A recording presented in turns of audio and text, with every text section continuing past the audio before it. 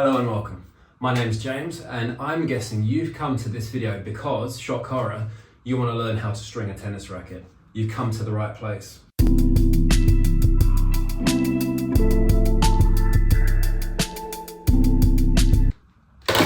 First thing, let's get the racket on the stringer.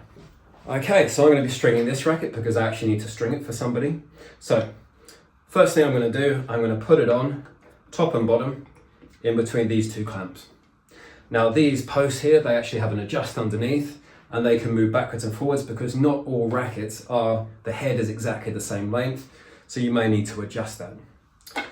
This is basically right, so all I need to now is tighten up these pegs, and basically what they do, they clamp the racket up and down, and you don't need to do it that tight, otherwise you're literally going to change the shape of the racket.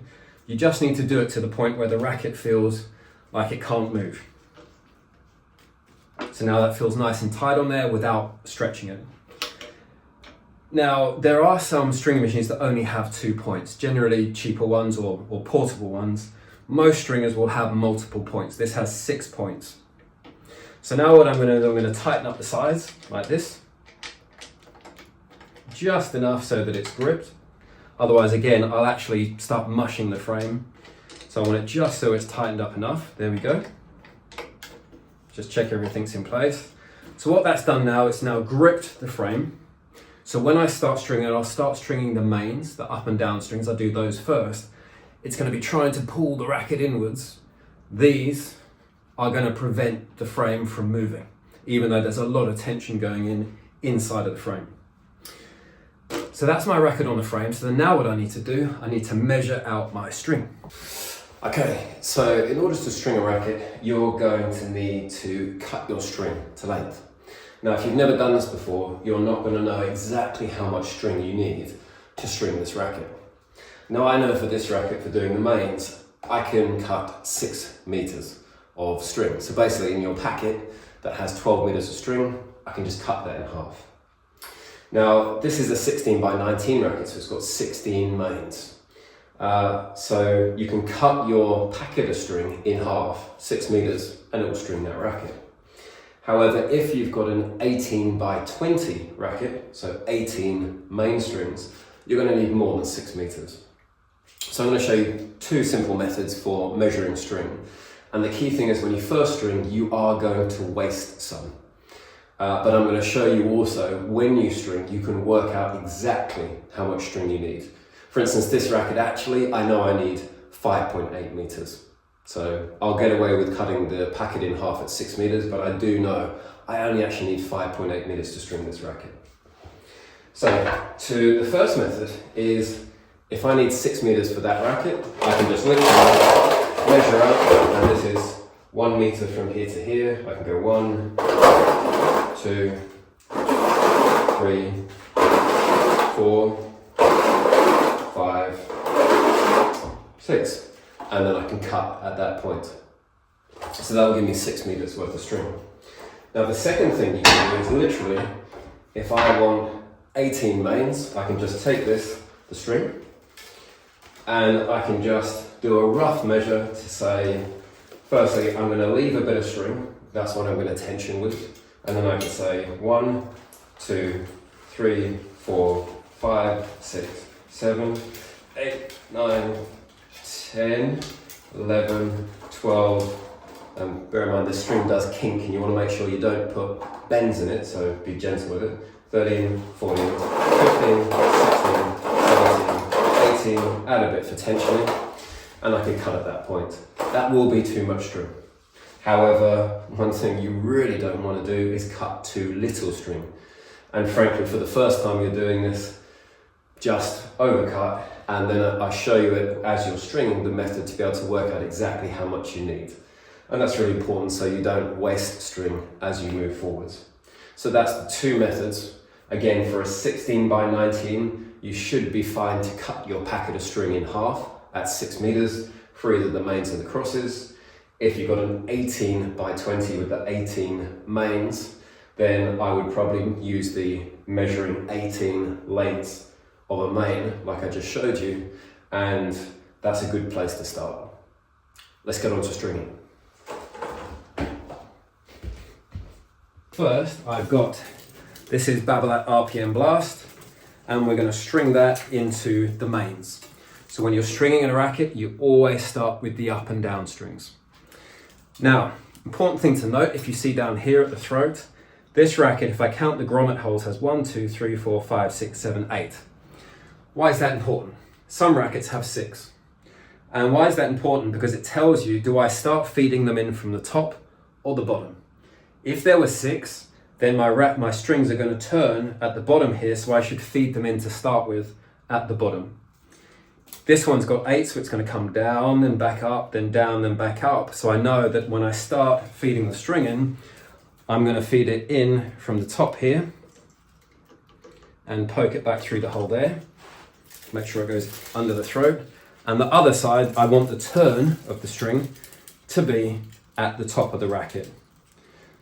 And all it means, if you had 6, you would feed it in from this side, so your turn is at the bottom of the racket in the middle. A good way, another way you can check this is before you cut your strings out, is you can actually look at the existing stringing pattern on your racket to figure out exactly where you should start stringing. Okay, so the next thing I want to do is make sure that I've got an equal amount of string on both sides. And to do that, what I'm going to do, I'm going to pull both ends of the string and I'm going to put them together and hold them. And then I'm going to walk off over the other side of the room, and basically I'm going to make sure by pulling these that I have an equal amount of string on both sides. So now I know when I string this, I can be confident to string up the racket and I'm going to end up with exactly the same amount on each side. Okay, so this is ready to start stringing now. Now if I were to put this into the tensioner, and I do that by ratcheting over this little holder, putting the string in and clamping it, if I were to tension this, oh dear, there's nothing to hold the other end of the string. Basically, you need to clamp it to start it off. So to do that, that's what the clamps are for. So I take my first clamp, and what I'm going to do, I'm going to clamp it towards the top of my first string. And what I'm going to do after I clamp this is I'm going to tension the other string. Now when you clamp these are adjustable. Different strings have different thicknesses, they might be stiffer or softer, and so what you've got to do is work out exactly how much you need to clamp that. Too tight and it will crush the string, you might break it prematurely. Too loose, and when you tension it, it will just get pulled through. So you just have to get it to a point where you feel like it's just tight enough. A bit of trial and error, you may find when you pull it, it pulls through, you tighten it up a bit more. You get to a point where that's nicely held. At the base then of the clamp, we have this handle, which basically stops the clamp from moving, as you can see here. So now that's nicely clamped, so I can start stringing my first string. So now what I do is I take the string, so you see I'm on this side here. What I'm going to do is pull my stringer over, I'm going to clamp it up, and again I've got my drop weight, I lift up, and as I drop, it tensions the string. This one's being done at 52 pounds. Now if I were to let that off, all the tension would go. So again, what I'm going to do is take my clamp on the other side, clamp near the bottom of the frame, tighten it up, and now when I now loosen this off and on a drop weight, you lift it up, which then releases it. The tension's still there. Fantastic. And now all I'm going to do is work side to side. So now I'm going to tension the other string, I clamp it, lift and drop. Now a note on any of these machines is, particularly a drop weight, don't press down. It's going to really cause stress and you simply don't need to. You do need to make sure it's free of things like the grip here, so that it can just sit exactly where it wants to go. I unclamp, now it's tensioned, pull back over to the other side, clamp, and fantastic. And then basically I'm ready to start feeding it back up through the other way. Things to watch out for here, you'll see how I've gone under the racket here, so do make sure you don't go over the top, otherwise you're going to string your frame in to your stringing job. Make sure it doesn't get caught anywhere, because believe me, you can get all the way through your job and then suddenly realize you might get it caught around the little knot here. So do make sure you do a good job of this. As you're pulling the string through, be careful for kinks and knots. You don't want your string to get twisted, so you might want to keep pulling it, making sure it's nice and clean. Anywhere that you put undue stress on or bend it too much, you literally can be creating a point where the string can prematurely break. And as you'll see there, it does twist up. So you just untwist it as it comes through. We spin the racket round and boom, we tension again, take our clamp off, come back up, let off, and we can go back to the other side. You can start to see how you can probably get quite quick at this. The main strings, to be honest, should only take you a couple of minutes because it's just a simple weaving job. The tough part of stringing, even though it's not that tough, comes when you do the cross strings and you have to weave them. This part of the job is actually really easy. Essentially though, we're going to keep on just going up and down, and you'll see that as I string, I'm stringing one side, I unclamp it, I bring the string down, the clamp down, sorry, clamp it back up. Once I release that, I'm shifting across to the other side. And the reason for that is so that I keep a uniform amount of pressure going on each side of the frame. Now you can probably start to understand now why we have these clamps. All the tension is pulling the frame this way. If I didn't clamp it, or I forget to tie this up, these arms, you will literally see your racket changing shape to the point where if you don't clamp it properly, you can crack your frame. It will literally destroy the frame. Okay, do make sure you do a good job of this, because take your time. Things that can go wrong here are that you go too quickly, you forget to clamp it, or you clamp it in the wrong place, or you might let a string off and you forget to clamp it, and you literally will lose all the tension in the strings, or at least the tension that you want, and you're going to have to redo your racket all over again. It happens, and it will happen to you, and that's the way you'll learn that while you can start going quickly, you do have to be quite methodological. There you go, big word. Okay.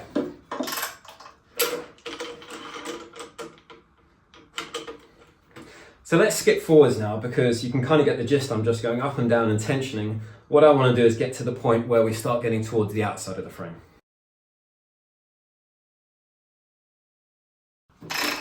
Okay, so now I've got 1, 2, 3, 4, 5, 6, 7. I've got 7 strings that side, 7 strings that side, that's 14 strings. This racket is a 16 by 19, so I know I've got 2 more strings left to do. Now if I grab this racket's partner, I've strung up to this point here, to this one. Now what I can see is actually this string here, this grommet hole, it's not notched upwards like this one, if you can see. So I know what I'm going to do is I'm going to skip over this hole and I'm going to go straight to this one, and that allows for the cross string to come in. Now this racket doesn't actually have dots on it to mark that, and I do always find when I string these it looks a bit weird. It's quite a wide gap, but it's actually correct. Again, I would highly recommend before you cut your strings out, have a look at the stringing pattern, but generally you can look and see here the grommet hole is notched upwards, so that's clearly a main string. Okay, let's do the last couple of strings and then we can get on to knotting these off. So I'm going to skip over a hole and come up, and I skip over a hole at the top and pull it through. And do the same down here as well. Okay, so now basically I've strung the frame and I'm ready to tension and then knot this. So let's get this side tensioned and clamped. There we go.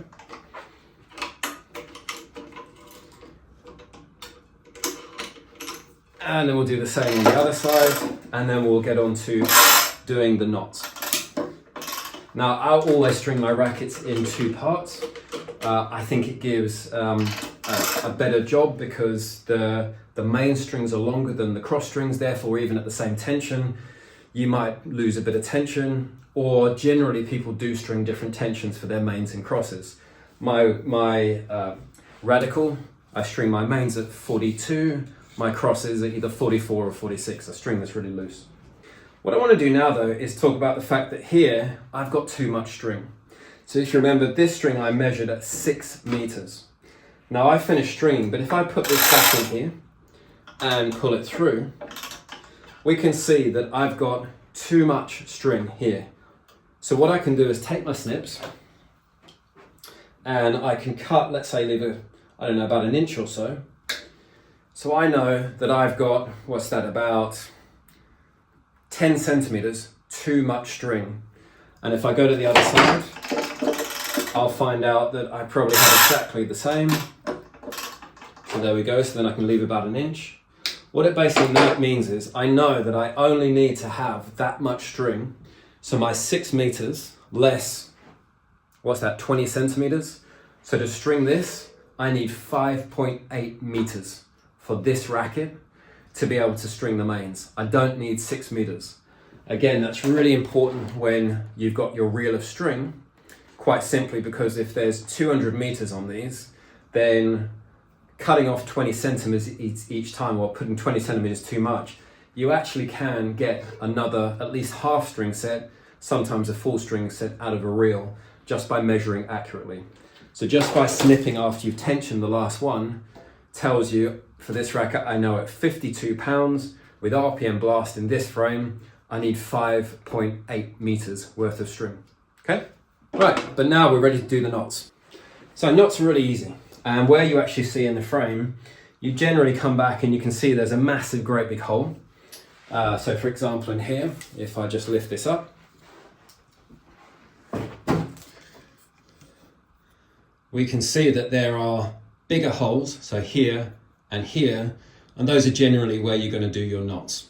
So you tie a main back off onto the main, of course, because there are no cross strings. So literally I put my string through here, it's going to come back around and I'm going to knot it off on the big hole here. So that's this hole and this hole. Okay, and knotting off's really easy. Again, what you want to make sure is that you cut an angle onto the end of your string, and we're literally going to poke it through. So we're going to find our hole, there we go, so we poke it through. And then knotting's really easy. You just go down, under and back up and through and pull it. And then you reverse it. So if you went down through this side, I'm now going to go down through the other side, pull it back up and pull it through. And what I can do is get a pair of needle nose pliers and just pull that tight. And then finally, I can release the clamp and snip it off. Fantastic. Do exactly the same on the other side. So pull it through. We're going to go down, up and through. And make sure you saw there, I just had a little bit of slack at the top. So what I did is I pulled it through and then pulled it back so it's tight. And then I'm going to go down, back up and through the opposite way. And it just locks that off. I'm sure this knot has a name. I'm not a knot guy, I don't know it. So there you go. Let the tension off. And now what you've done, you successfully strung your main strings. Okay, so that's our main strings done. Now we're ready to start getting on the crosses. Let's skip across to the next video and look at how to do those.